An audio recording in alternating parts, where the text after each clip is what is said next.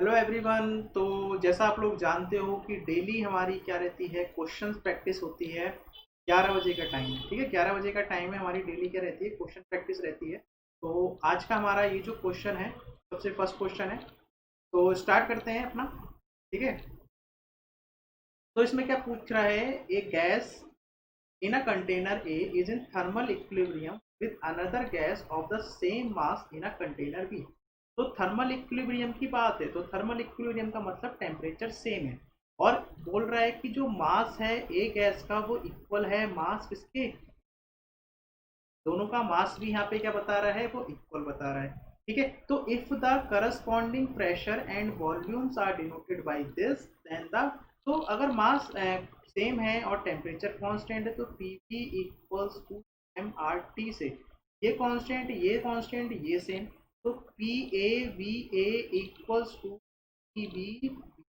तो option number क्या हो जाएगा सही, आपका ऑप्शन नंबर डी सही हो जाएगा। नेक्स्ट क्वेश्चन देखते हैं। नेक्स्ट क्वेश्चन हमारे पास है, heat is being supplied to air in a cylinder fitted with frictionless piston held by a constant weight. तो इस चीज को आपको ध्यान रखना है कि ये जो प्रोसेस होता है इसमें आपका जो प्रेशर होता है वो कांस्टेंट रहता है। तो इसका आंसर क्या है, आइसोबैरिक इसका आंसर है। उसके बाद नेक्स्ट क्वेश्चन आता है, for an ideal gas the compressibility factor. तो अभी मैंने आपको पढ़ाया नहीं है, लेकिन रियल गैस के लिए हम लोग क्या लिखते हैं, P V equal to Z R T लिखते हैं। तो इस जेड की वैल्यू क्या होती है, आइडियल गैस के लिए 1 होती है। तो इसका आंसर क्या हो जाएगा, ए। बाकी मैं आपको बता दूंगा जब पढ़ाऊंगा। उसके बाद नेक्स्ट क्वेश्चन आता है, which gas among the following has the highest value of adiabatic index. तो एडियाबैटिक इंडेक्स की वैल्यू किसके लिए ज़्यादा होती है, तो जो नाइट्रोजन गैस है आपके पास, इसकी एडियाबैटिक इंडेक्स की वैल्यू क्या होती है, ज़्यादा होती है। और इसकी वैल्यू आई थिंक 1.66। उसके बाद नेक्स्ट क्वेश्चन आता है, for a particular ideal gas the value of R. आपको देखो क्या दिया हुआ है, आपको आर दिया हुआ है 0.280 किलो जूल पर के जी केल्विन, ये इसकी यूनिट होती है। गामा दिया हुआ है 1.357, और सी बी आपको दिया हुआ है, पूछ रहा है। तो सी पी और सी बी तो क्या होता है, देखो सीबी का फॉर्मूला मैंने आपको बताया है, R upon gamma minus one होता है। आपको आर दिया है, गामा दिया है, पुट करोगे जब सीबी निकल जाएगा तो सीपी अपॉन सीबी कितना होता है, गामा होता है। तो सी की वैल्यू कितनी आ गई, गामा इंटू क्या। तो आपने सीबी निकाल लिया और गामा पुट करोगे तो आपके पास जो ऑप्शन आएंगे, ऑप्शन नंबर डी इसके आंसर। नेक्स्ट क्वेश्चन आता है, neglecting changes in potential and kinetic energy the shaft work during a steady flow. तो स्टेडी फ्लो का मतलब क्या है, यहाँ पे ओपन सिस्टम, यहाँ पे बात किसकी हो रही है, ओपन सिस्टम की हो रही है। तो ओपन सिस्टम के लिए जो वर्क होता है वो होता है माइनस का वी डी, ठीक है। उसके बाद नेक्स्ट क्वेश्चन आता है आपके पास, ये क्वेश्चन थोड़ा सा सही है। क्या है, यहाँ पे एक एडियाबैटिक प्रोसेस है। तो एडियाबैटिक प्रोसेस के लिए आपके पास क्या होता है, P power gamma equals to constant होता है। तो अगर मैं क्या करता हूँ, यहाँ पे लॉग ले लेता हूँ, तो मैं लॉग लेता हूँ, लॉग पी एल एन, फिर एल एन पी की power gamma equals to L N C. और क्या करता हूँ फिर एल एन, और गामा नीचे आ जाता है, L N two V equals to L N C. अब हम क्या करते हैं, इसको डिफ्रेंशिएट करते हैं। तो डिफ्रेंशिएट करूंगा तो क्या होगा, अभी D P upon P plus gamma into D V upon V equals to क्या हो जाएगा, आपके पास ये हो जाएगा, और इंटीग्रेट किया है ये हो जाएगा हमारे पास इसका इंटीग्रेशन 0, ठीक है। तो यहाँ से हमारे पास क्या आ जाएगा, यहाँ से हमारे पास आ जाएगा D P upon equals to minus का gamma into D V upon B. और यहाँ पे हमें निकालना है डी वी अपॉन बी की वैल्यू, तो ये आएगी माइनस का 1 अपॉन gamma into D upon B. तो देखो ऑप्शन नंबर कौन सा मिल रहा है, ऑप्शन नंबर ए हमारा इसका आंसर हो जाएगा। नेक्स्ट क्वेश्चन है हमारे पास, in case of a Boyle's law. तो बॉयल्स लॉ कहने का मतलब है टेम्परेचर यहाँ पे क्या है, कांस्टेंट है। अगर टेम्परेचर आपका कांस्टेंट है और प्रेशर क्या हो रहा है, इंक्रीज कर गया 1 से, तो मैंने P1 अगर 100 माना है तो P2 कितना हो जाएगा, 100 का 1% कितना है, 1। तो कितना हो गया, 101 हो गया। तो अब आपके पास क्या है, P V equal to M R T से, ये कांस्टेंट ये कांस्टेंट ये कांस्टेंट, तो क्या आया, कांस्टेंट आया। तो P1 upon P2 equals to कितना आ जाएगा, इक्वल्स टू आ जाएगा V2 अपॉन V1 आ जाएगा। P1 कितना है 100 और P2 कितना है 101 और ये कितना है V2 अपॉन V1। अब अगर मैं थोड़ी सी यहाँ पे अपनी मैथ का यूज़ करता हूँ तो मैं ये बोल सकता हूँ क्या कि अगर इनिशियल में वॉल्यूम कितना था 101 था तो फाइनल वॉल्यूम कितना हो गया 100 हो गया। इनिशियल वॉल्यूम अगर 101 था तो फाइनल वॉल्यूम कितना हो गया 100 हो गया। तो कितना रिडक्शन हुआ, एक की कमी आई। एक की कमी किस पर आई, इस पुराने वाले वॉल्यूम पे, मतलब 101 पे वॉल्यूम पे, और परसेंटेज निकालना है तो 100 से मल्टीप्लाई कर दी। तो इसका आंसर कितना हो जाएगा माइनस का 100/1%। मतलब यहाँ पे क्या हो रहा है, इस वॉल्यूम का रिडक्शन हो रहा है। तो यहाँ पे यही पूछा था कितना रिडक्शन हो रहा है और इसका आंसर क्या हो जाएगा ऑप्शन नंबर। उसके बाद नेक्स्ट क्वेश्चन आता है which of the following gases has the highest value of R. तो अगर आर की बात करते हैं तो आप लिखते हो R equals to R bar upon molecular weight. तो मॉलिक्यूलर वेट किसका सबसे कम है, देखो नाइट्रोजन का है यहाँ पे 40, ऑक्सीजन का कितना है 16, SO2 का कितना है 32, और आई थिंक CO2 का हमारे पास होता है, कार्बन का हमारे पास होता है 12, और इसका होता है ऑक्सीजन, ऑक्सीजन हो गया हमारे पास 32, तो 44 आ गया। ठीक है, ये हमारे पास कितना आ गया 44 आ गया। 32 कैसा आ गया, ऑक्सीजन का तो एक 8 होता है ना। ठीक है, हाँ 44 होता है। तो SO2 का फिर कुछ और होगा फिर। ठीक है, SO2 का होता है हमारे पास 32 और ठीक है। ठीक है, तो यहाँ पे देखो सबसे कम किसका है, सबसे कम है यहाँ पे मॉलिक्यूलर वेट किसका है नाइट्रोजन का। तो जिसका सबसे कम होगा उसके लिए आर की वैल्यूज क्या होगी, सबसे ज़्यादा होगी, क्योंकि ये क्या है एक इम्पोर्टेंट है। तो इसका आंसर क्या हो जाएगा ऑप्शन नंबर डी हो जाएगा। उसके बाद नेक्स्ट क्वेश्चन आता है the molecular kinetic energy of a theory. तो kinetic energy equals to 3/2 k into T होता है। तो टी क्या है, डायरेक्टली प्रोपोर्शनल है, मतलब क्या है प्रोपोर्शनल टू टी की पावर। के बाद नेक्स्ट क्वेश्चन आता है internal energy of N ideal gas is a function of. तो इंटरनल एनर्जी सिर्फ और सिर्फ फंक्शन होता है टेम्परेचर। नेक्स्ट क्वेश्चन करते हैं विच of the following is a law of perfect gas. तो परफेक्ट लॉ के क्या है, ये सारे ही गैस क्या है परफेक्ट लॉ ही तो है, option number D. Next question करते हैं which one of the following physical quantity is constant for gauge. देख लो, तो गेज के लिए क्या होता है वॉल्यूम कांस्टेंट होता है, कल बताया था। के बाद देखते हैं next question an ideal gas compare to a real gas at very high volume. अगर आपके पास क्या है रियल गैस है तो रियल गैस क्या हो सकती है कंप्रेस हो सकती है। तो इसकी वजह से क्या होगा, जो आइडियल गैस है वो ज़्यादा वॉल्यूम ऑक्यूपाई करती है as compare to real gas. Next question आता है which law states that internal energy of a function. तो ये बताता है लॉ के वर्ड। नेक्स्ट क्वेश्चन आता है द स्पीड ऑफ साउंड। ये क्या होती है, स्पीड ऑफ साउंड जो होती है वो directly varies directly as its absolute temperature, ध्यान रखना है इस चीज को। उसके बाद नेक्स्ट क्वेश्चन आता है which gas obeys the kinetic theory perfectly. तो फॉर एन परफेक्ट गैस, मतलब आइडियल गैस के लिए क्या है काइनेटिक थ्योरी क्या करती है अच्छे से ओबे करती है। The application of gas laws are limited to. तो एप्लीकेशन कहाँ तक लिमिटेड है, सिर्फ और सिर्फ गैसेस के लिए ही बना हुआ है। उसके बाद नेक्स्ट क्वेश्चन आता है मीन स्क्वायर मॉलिक्यूलर स्पीड। ये क्या होता है इनवर्सली प्रोपोर्शनल होता है इसके square root of density, option number D. ये भी ध्यान रखना एक अच्छा क्वेश्चन है। उसके बाद नेक्स्ट क्वेश्चन आता है which of the following statement is correct for heat and work. और हीट एंड वर्क क्या है, दोनों ही पाथ फंक्शन। नेक्स्ट क्वेश्चन आता है temperature of a body, temperature of a gas is produce due to. तो टेम्परेचर ऑफ गैस क्यों produce होता है, due to kinetic energy of molecule. ये आपको पता है डायरेक्ट रिलेशन है। Gas laws are least valid in case of, सबसे कम किसमें वैलिड होते हैं वेपर्स में सबसे कम वैलिड होंगे। According to kinetic theory of gases, at absolute zero, temperature is attained when kinetic energy of the molecules is low. An ideal gas as compared to a real gas at a very high pressure. अरे आ गया more volume। और ये question किसकी है, ये तो आपको पता है वैन डर वाल्स इक्वेशन की है। तो इसमें क्यों टाइम खराब करना अपना।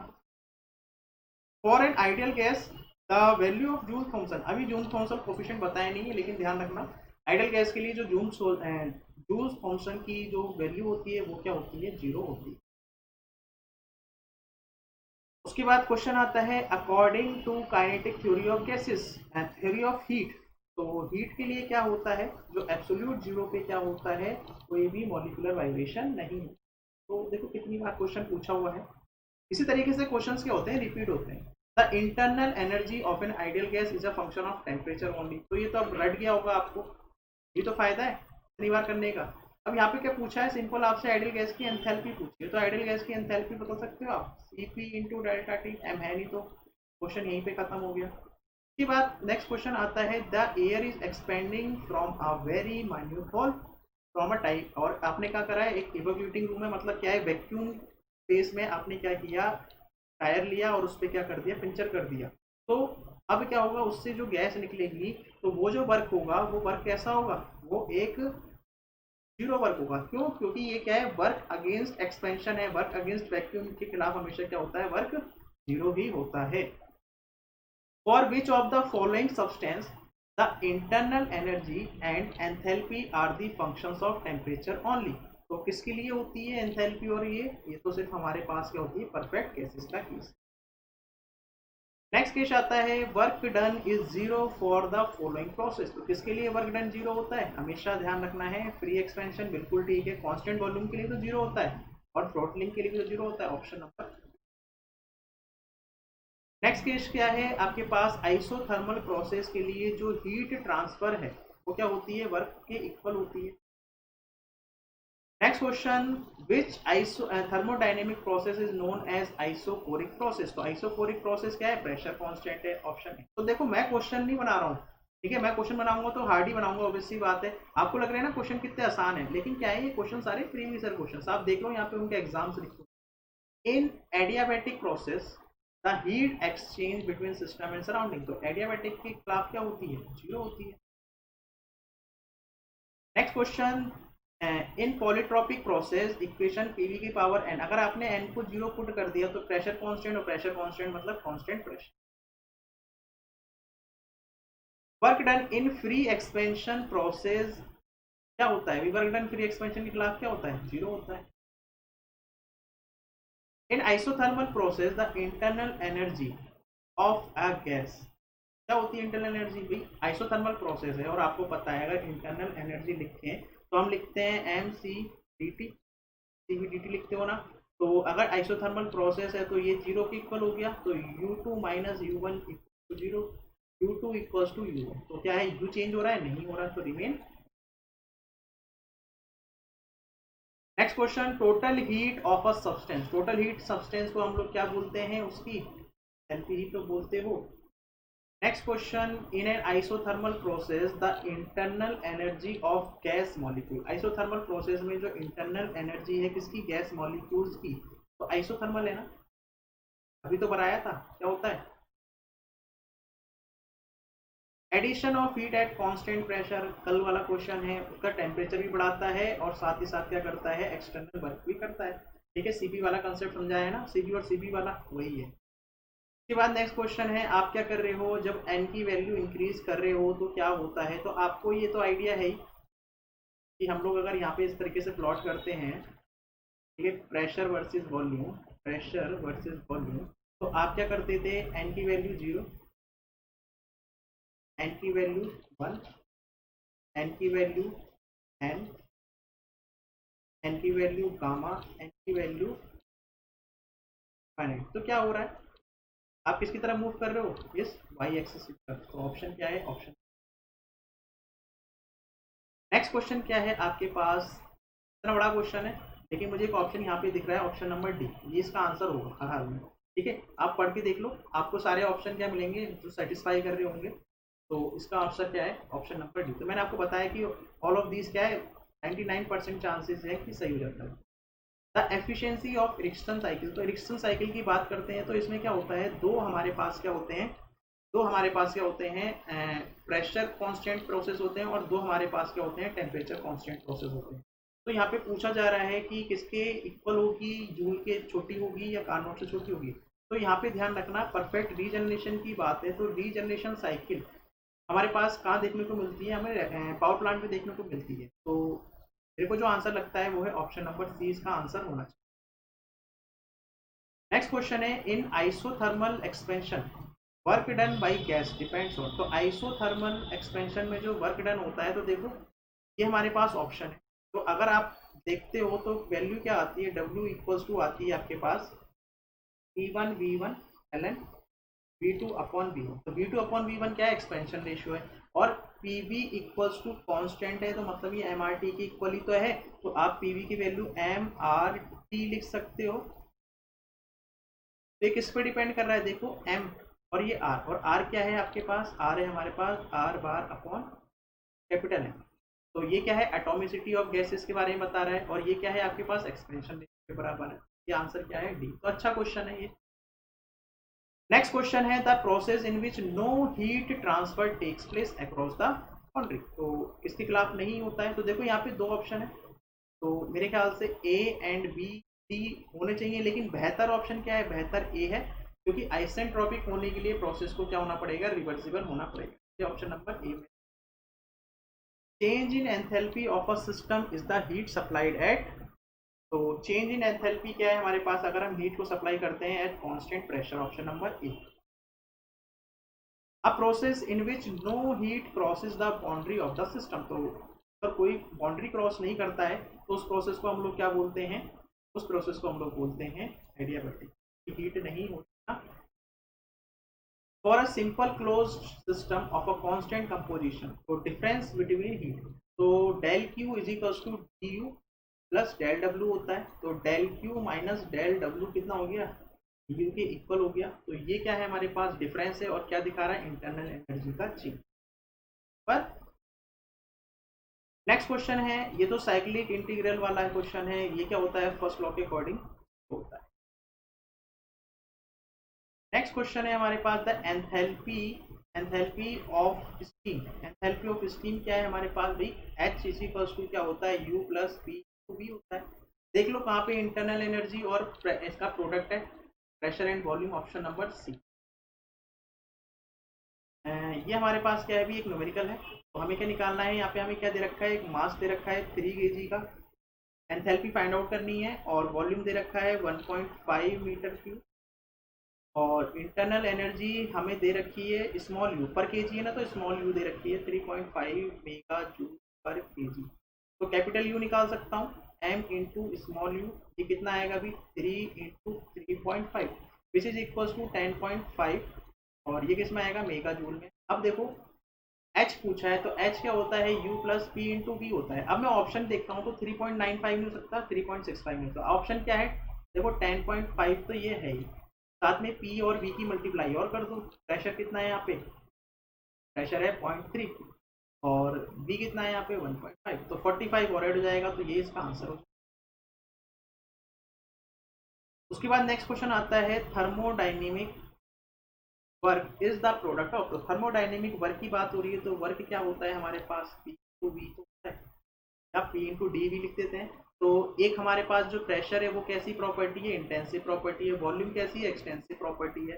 तो intensive property and change in an intensive property, option number C. Which of the following parameters remains constant during throttling process. तो थ्रॉटलिंग प्रोसेस के टाइम पे, आइडल थ्रॉटलिंग प्रोसेस, क्या चीज कांस्टेंट रहती है, एंथैल्पी रहती है, पढ़ाया है मैंने। उसके बाद आइसोथर्मल प्रोसेस के लिए जो इंटरनल एनर्जी है वो क्या होती है, आइसोथर्मल प्रोसेस के लिए जो इंटरनल एनर्जी है वो क्या रहती है, ये तो बताया था मैंने, कांस्टेंट रहती है। ठीक है, वो कैसे बताया था, डी यू जी का क्या होता है, M C V D T होता है। अब डी टी की वैल्यू ही जीरो हो गई, तो यू क्या हो गया, डी यू जीरो हो गया, और इसका मतलब क्या है, यू आपके पास जीरो है। ऑप्शन नंबर हमारे पास नेक्स्ट क्वेश्चन है, which of the following is irreversible process. इनमें से कौन सा इरिवर्सिबल प्रोसेस है, तो इरिवर्सिबल प्रोसेस हमारे पास थ्रॉटलिंग प्रोसेस है। ठीक है, आपके पास एक क्वेश्चन है कार्नोट का, तो एफिशिएंसी दे रखी है आपके पास 30%, मतलब 0.3%, और COP ऑफ हीट पंप पूछा है, तो रिलेशन क्या है हमारे पास, 1 एफिशिएंसी ऑफ हीट इंजन आज ही बताया है। तो 1/0.3 और 0.3 का मतलब कितना हो गया 10/3 और ये हो गया 3.33, इसका आंसर। नेक्स्ट क्वेश्चन आता है हमारे पास, a engine has thermal efficiency of 30%, तो एफिशिएंसी कितनी है इसकी 30%, मतलब 0.3। हीट इनपुट, तो QH कितना है यहाँ पे 20,000 जूल पर सेकंड रेट है, ठीक है। और what will be the output, तो आंसर भी वॉट में, तो कोई डरने वाली बात नहीं है। तो आउटपुट क्या पूछा है, W पूछा है। तो आपको पता है भी एफिशिएंसी क्या होती है, W output upon Q supply. तो बस W पूछा है तो एफिशिएंसी इंटू QH। तो भाई आप क्या करोगे, 0.3 की मल्टीप्लाई 20,000 से करोगे तो कितना आएगा 600 वाट, खत्म। नेक्स्ट क्वेश्चन आता है, one reversible heat engine operates between, तो एक आपके पास क्या है, ये आपके पास एक रिवर्सिबल इंजन है, 1600 केल्विन है, और इसका जो टेम्परेचर है, लोअर टेम्परेचर है वो है T2। तो एक हीट इंजन फर्स्ट है, और सपोज करो QH ये कुछ दे रहा है, ठीक है, तो कुछ वर्क कर रहा होगा, दैट विल बी W1। और क्या है, दूसरा इंजन है आपके पास, दूसरा इंजन है वो T2 और 400 केल्विन पे क्या कर रहा है, वर्क कर रहा है, और ये W2 दे रहा होगा, और इसका भी क्या है, हीट इनपुट सेम है, ठीक है। तो आपसे क्या पूछा है, आपसे पूछा है कि T2 की वैल्यू बताओ, तो T2 की वैल्यू आप जानते हो, मैंने आज ही केस बताया है। तो अगर क्या है W सेम है, W क्या है सेम, मतलब क्या है यहाँ पे आपको दिख रहा है ना कि हीट सप्लाई सेम है, और हीट सप्लाई सेम है, तो इसका मतलब जो एफिशिएंसी फर्स्ट की होगी वो एफिशिएंसी 1 के इक्वल होगी। तो एफिशिएंसी ऑफ फर्स्ट और एफिशिएंसी ऑफ क्या कर दोगे, 1 minus T2 upon sorry T2 upon 1600 equals to 1 minus 400 divided by T2। तो आप क्या कर सकते हो, अब यहाँ से इसको फर्दर सॉल्व कर सकते हैं हम लोग। तो ये तो कट जाएगा, तो T2 की वैल्यू आएगी अंडर रूट में 1600 इंटू 400, और ये कितना निकलेगा 800। तो ये इसका आंसर हो जाएगा ऑप्शन। नेक्स्ट क्वेश्चन आता है, for a close system difference between the heat added to the system and work done by the gas is equals to the change in, तो ये तो क्या है, हमें अभी बताया था, मैंने बताया था ना कि डिफरेंस जो होता है आपके पास del Q minus del W equal होता है डी। नेक्स्ट क्वेश्चन है हमारे पास, ड्यूरिंग थ्रोटलिंग प्रोसेस, तो थ्रोटलिंग प्रोसेस के दौरान क्या होता है, जो आपकी एंथैल्पी होती है वो कांस्टेंट रहती है, वो does not change, option number. Next question है, in an irreversible process there is, तो इरिवर्सिबल प्रोसेस के लिए क्या होता है आपके पास, हीट का गेन होता है। नेक्स्ट क्वेश्चन है हमारे पास, ये है हमारे पास एक स्टडी फ्लो से है, तो स्टडी फ्लो के लिए वर्क पूछ रहे हैं की वैल्यू क्या होती है, तो माइनस BTP होती है, रिपीट है क्वेश्चन। उसके बाद आपके पास क्या है भी, एक बहुत बड़ा सा क्वेश्चन दे रखा है, फर्स्ट लॉ के अकॉर्डिंग, तो according to first law of thermodynamics क्या होगा, total energy of the system and surrounding remains constant, खत्म। उसके बाद नेक्स्ट क्वेश्चन है, the product of mass and specific heat, तो मास और स्मॉल क्यू का जो प्रोडक्ट है वो आपको क्या देगा, कि कैपेसिटी के बारे में बताता है, क्या बताता है, हीट कैपेसिटी के बारे में बताता है, ठीक है। उसके बाद क्या है, if the heat is flowing from a cooler to hotter body, तो कूलर से अगर हॉटर बॉडी की तरफ क्या कर रही है, हीट फ्लो कर रही है, तो इसका तात्पर्य है कि जो COP है वो क्या है, लेस देन इनफाइनाइट, ठीक है। COP कितना है, लेस देन फाइनाइट, ठीक। एक बार फिर से देख लेते हैं इसको, क्या बोल रहा है, if the heat is flowing from a cooler to hotter body, मतलब क्या है, ये आपके पास T लोअर है, इस तरीके से क्या है T हायर है, और इस तरीके से क्या हो रही है, हीट फ्लो हो रही है। तो जब आप हीट फ्लो कर रहे हो मतलब पूरी की पूरी यहाँ पे दे रही है, तो अगर यहाँ पे COP निकालते हैं, और क्या है हमारे पास, ये heat is flowing from cooler body to, तो अभी पता नहीं है तो ये हीट पंप पे या क्या है हमारे पास, तो क्या है यहाँ पे Q lower that it be Q higher upon Q higher minus Q lower, तो क्या हो जाएगा अभी Q अपॉन, ये सब तो सेम ही है, तो ये तो जीरो हो गया, तो C इसके इक्वल आ गया। तो मुझे जो लगता है इसका आंसर, मुझे लगता है इसका आंसर ऑप्शन नंबर A होना चाहिए, लेकिन उन्होंने ये आंसर दे रखा है तो मुझे गलत लग रहा है। ठीक है, तो COP कितनी होनी चाहिए इस केस में, फाइनाइट होनी। ठीक है, तो मैं तो इसके लिए जाऊंगा। बाकी आप मुझे कमेंट करके बताइए कि आंसर इन दोनों में से ए या सी ऑप्शन में से कौन सा सही लग रहा है आपको। उसके बाद नेक्स्ट क्वेश्चन देखते हैं, स्पेसिफिक हीट। तो स्पेसिफिक हीट की बात की जा रही है, तो डिफाइंड इन टर्म्स ऑफ क्या, temperature, rate of temperature rise. तो ये तो सिंपल क्वेश्चन है। उसके बाद नेक्स्ट क्वेश्चन आता है, entropy of a system depends on. तो एंट्रोपी किस पर डिपेंड करती है? एंट्रोपी सिस्टम की डिपेंड करती है, डिपेंड करती है। ठीक है, ये भी एक अच्छा क्वेश्चन है। यहाँ पे देखो टेम्परेचर भी दिया हुआ है और हीट भी दी हुई है। तो एंट्रोपी जो डिपेंड करती है, वो आपका जो फॉर्मूला होता है वो होता है कि del Q plus two, sorry del Q upon T क्या होता है आपके पास, ds की वैल्यू। तो वो डिपेंड किस पर कर रही है? तो डिपेंड आई थिंक पर हीट पे ही कर रही होगी। ठीक है, हीट दे रहे हैं, हीट निकाल रहे हैं, उस बात पे क्या हो रही है, चीज़ें वेरी कर रही हैं। तो इस ऑप्शन का अगर मुझे लगता है कि मैंने जो ये हीट है ये इसका आंसर नहीं है, तो मैं इसको पिन करके बता दूंगा, लेकिन मैं अभी भी बी के लिए बी के साथ जाना चाहूँगा। उसके बाद नेक्स्ट क्वेश्चन आता है, which of the following process is irreversible process. तो थ्रोटलिंग कैसा है, एक इरिवर्सिबल प्रोसेस है और ये कई बार पूछते हैं। उसके बाद नेक्स्ट क्वेश्चन है, एंट्रोपी किसका मेजर है? एंट्रोपी बताती है इरिवर्सिबिलिटी ऑफ अ प्रोसेस। उसके बाद नेक्स्ट क्वेश्चन है, फर्स्ट थर्मोडाइनेमिक्स हमें क्या बताता है कि कंजर्वेशन ऑफ एनर्जी। उसके बाद नेक्स्ट क्वेश्चन है, which is what is the process in which the temperature of working substance remain constant during its expansion or compression। तो एक्सपेंशन और कंप्रेशन के टाइम पे उसका वर्क क्या है, सेम है। तो वो कब मिलता है, वैल्यू वर्क इक्वल कब होती है, आइसोथर्मल प्रोसेस के दौरान ही होती है।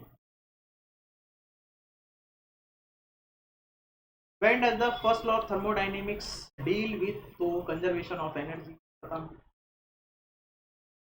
First law of thermodynamics के according enables to determine change in internal energy of the system, does not help to predict whether the, ठीक है बिल्कुल, does not, तो ठीक है, सारे इस पे सही है, कोई गड़बड़ नहीं है। नेक्स्ट क्वेश्चन क्या है, Carnot cycle efficiency depends on. तो कार्नोट क्या होता है, फंक्शन होता है सिर्फ और सिर्फ टेम्परेचर लिमिट्स। सही बात। के बाद क्या है आपके पास, ये कोई क्वेश्चन है कि it is propose to make a direct heat to work converter. मतलब क्या है कि आप कुछ तरीके से, एक तरीके से आपने कोई डिवाइस बनाया है, तो क्यू दे रहे हो और आपको उतना ही वर्क मिल रहा है। तो ये क्या संभव है? ये संभव नहीं है एज पर PM1 मशीन के अकॉर्डिंग। तो इसका आंसर क्या होगा, इम्पॉसिबल। ठीक है, उसके बाद नेक्स्ट क्वेश्चन है, during a process on the close system it's internal energy twice increases by the twice then the heat added to it. It is possible due to, तो ध्यान रखना, it is possible only when we have to perform shaft work on the system. Next question है, which of the following represent the perpetual motion machine of first kind। तो perpetual motion machine first kind की क्या होती है, अभी बताया थोड़ी देर पहले ही कि क्या होती है, कंटिन्यूसली क्या करती है, उस एनर्जी को क्रिएट कर सकती है, वो वन बोलता है। उसके बाद नेक्स्ट क्वेश्चन है, perpetual machine of first kind. तो फर्स्ट काइंड कौन सी थी भाई, यही वाली थी। यहाँ पे आप क्यू देते रहो और यहाँ पे आपको क्या मिलता रहे, डब्ल्यू मिलता। तो ये हमारे पास क्या है, PM फर्स्ट है। तो ये किसने दी थी, फर्स्ट लॉ के अकॉर्डिंग दी थी। और क्या है ये, अब परपेचुअल मोशन मशीन क्या है, एक हाइपोथेटिकल मशीन है जिसमें थर्मोडायनेमिक्स के लॉ वैलिड नहीं। According to KP statement, KP statement में क्या है हमारे पास, जो परपेचुअल मोशन मशीन है वो क्या होती है, सेकंड काइंड की क्या है, इम्पॉसिबल है।